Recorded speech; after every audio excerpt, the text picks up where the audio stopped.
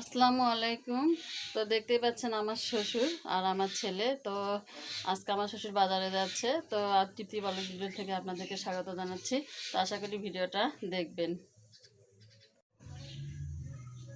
আদা বাটা, রসুন বাটা, গরম মশলা বাটা, আর এখানে হচ্ছে আটাগুলো, আর এখানে পেঁয়াজ,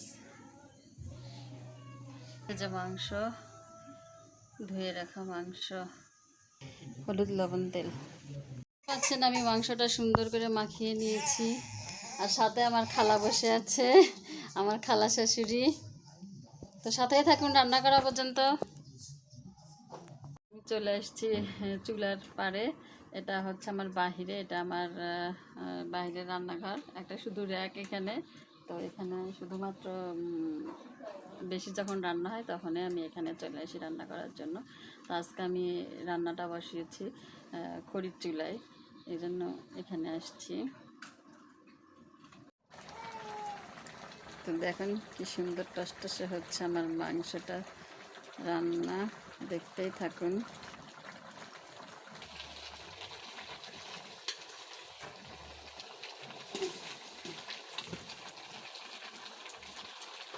তো এখানে আমি মাংস কষিয়ে নিয়ে এরপরে বড় কড়াই একটা দিয়েছি। এখন আটাগুলো এর মধ্যে দিয়ে দিব। তো আটার মধ্যে আমি দিয়েছি আদা বাটা, রসুন বাটা, জিরা বাটা, সব উপকরণ দিয়েছি। আর এদিকে পাঁচফোড়ন নিয়ে তেলানি দিব। তো দেখতেই পাচ্ছেন আমার আটাগুলো টকবক করে ফুটছে। আর এর মধ্যে আমি সবগুলো মাংস ঢেলে দিব।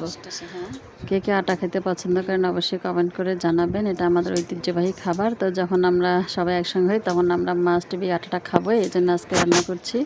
এরপরে আমি আটাগুলোর মধ্যে পুরো মাংসগুলো ঢেলে দিয়েছি, আর এর মধ্যে মশলাগুলো দিয়ে দিলাম। তো আমার হয়ে গেল আটার তরকারি রান্না।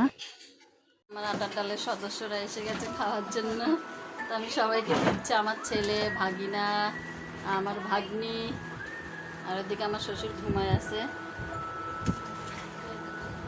যে রেডি করতেছি, এটা আমার মেয়ের।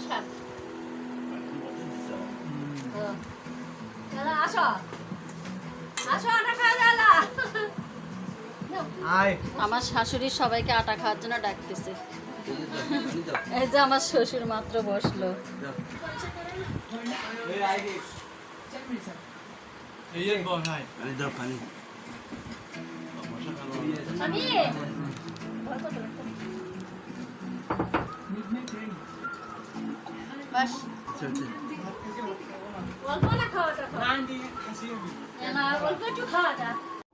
সর্বশেষ আমার মেয়ে আসছে খেতে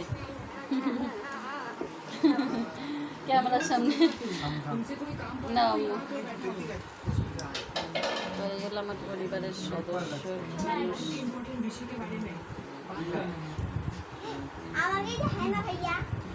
তো কেমন হয়েছে আমার ভিডিওটা অবশ্যই কমেন্ট করে জানাবেন। ভুল ত্রুটি হলে অবশ্যই ক্ষমা করবেন। তো আল্লাহ হাফেজ, সবাই ভালো থাকেন।